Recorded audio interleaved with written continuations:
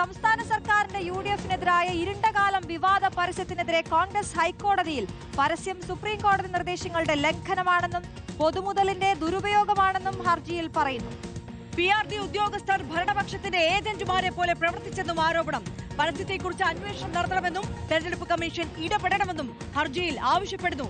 എറണാകുളം ജില്ലാ പഞ്ചായത്ത് മുൻ അംഗം ഷാരോൺ പനക്കലാണ് ഹർജിക്കാരൻ. ശ്യാം ദേവരാജ് വിവരങ്ങളുമായി ചേരുകയാണ്. ശ്യാം ദേവരാജ്, UDF സർക്കാരിനെതിരായിട്ടുള്ള UDF കാലത്തെ പ്രശ്നങ്ങൾ ചൂണ്ടിക്കാട്ടിയിട്ടുള്ള LDFന്റെ ഈ പ്രചാരണ ആയുധം ഇരുണ്ടകാലം എന്ന പരസ്യം എത്രത്തോളം വലിയ വിവാദമായതാണ് എന്ന് നമുക്കറിയാവുന്നതാണ്. അതിപ്പോൾ കോടതി കയറുകയാണ്. ശ്യാം, അങ്ങനെ തന്നെയാണ്. സംസ്ഥാന സർക്കാർ കഴിഞ്ഞ ആഴ്ചയാണ് ഇത് സംബന്ധിച്ച ഒരു പരസ്യം പ്രമുഖ പത്രങ്ങളിൽ നൽകിയത്. ഒന്ന് UDF സർക്കാരിന്റെ കാലത്തേതും LDF സർക്കാരിന്റേത് കാലത്തേതുമുള്ള ആയിട്ടുള്ള കാര്യങ്ങൾ, വികസന പ്രവർത്തനങ്ങൾ താരതമ്യം ചെയ്തായിരുന്നു പരസ്യം. അത് UDFന്റേത് ഇരുണ്ട കാലം എന്നായിരുന്നു ആ പരസ്യത്തിൽ പറഞ്ഞിരുന്നത്. ഈ വിവാദ പരസ്യത്തിനെതിരെയാണ് കോൺഗ്രസ് ഹൈക്കോടതിയെ സമീപിച്ചത്. ഒരു പൊതുതാൽപര്യ ഹർജിയായാണ് ഈ ഹർജി നാളെ ഹൈക്കോടതിയുടെ പരിഗണനയിൽ വരിക. ഈ പൊതുതാൽപര്യ ഹർജിയിൽ ഉന്നയിക്കുന്ന ഏറ്റവും പ്രധാനപ്പെട്ട വാദം ഇത് സുപ്രീം കോടതി നിർദ്ദേശങ്ങളുടെ ലംഘനമാണ് ഈ പരസ്യം എന്നതാണ്. മാത്രമല്ല പൊതുമുതൽ ദുരുപയോഗം ചെയ്യുക എന്ന ആക്ഷേപം കൂടി ഈ പൊതുതാൽപര്യ ഹർജിയിൽ ഉന്നയിക്കുകയും ചെയ്യുന്നുണ്ട്. PRD ഉദ്യോഗസ്ഥർ ഭരണപക്ഷത്തിന്റെ ഏജന്റുമാരെ പോലെയാണ് പ്രവർത്തിച്ചതെന്നാണ് മറ്റൊരു ആക്ഷേപം.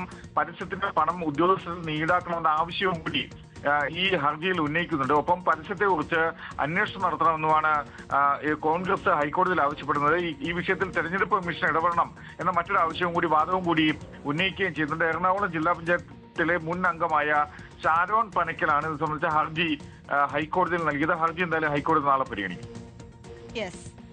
ശ്യാം ദേവരാജാണ് വിശദാംശങ്ങളുമായി ചേർന്നത്. UDF കാലത്തെ വീഴ്ചകൾ ചൂണ്ടിക്കാട്ടി LDF സർക്കാർ നൽകിയ ഈ പ്രചാരണ കാലത്തെ ആ പരസ്യം, ഇരുണ്ടകാലം എന്ന പരസ്യം, ആ പരസ്യത്തിനെതിരെ ഇപ്പോൾ കോൺഗ്രസ് ഹൈക്കോടതിയിൽ ഹർജി നൽകിയിരിക്കുന്നു.